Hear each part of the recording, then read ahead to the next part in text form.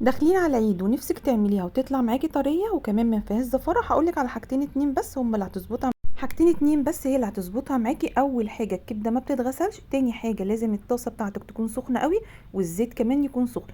دول من نجاح الكبده وهتخليها لك طريه وطعمها حلو قوي، احلى كتير من اللي بتشتريها من بره. هاتي بقى الطاسه بتاعتك وانزلي فيها بمعلقتين 3 كبار زيت وقرن فلفل سبايسي كده، شوحيه. اول ما تلاقي الريحه بتاعته كده طلعت، انزلي بمعلقه كبيره توم مفروم، شويه كمون، شويه كزبره. ايدي مستمره في التقليب عشان انا مش عايزه التومه بتاعتي تتحرق، عشان لو اتحرقت هتخلي الكبده معاكي فيها مراره.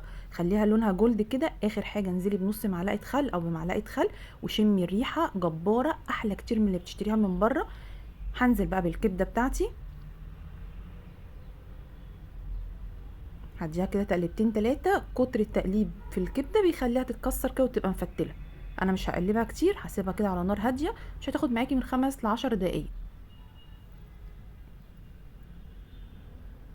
انا كده الكبده بتاعتي استوت. هبدا بقى ان انا انزل بكميه الملح بتاعتي المناسبه لكميه الكبده. اخر حاجه بحطها هو الملح، مش بحط الملح في الاول خالص. هاتي بقى قرنين فلفل سبايسي او بارد حسب ما بتحبي،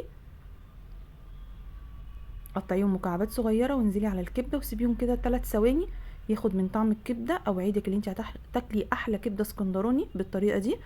ان شاء الله تجربوها وتعجبكم. لو عجبك الفيديو ما تنسيش في اللايك والشير، وصلي على الرسول في الكومنتات، وربنا يحسن ما بين ايديكم.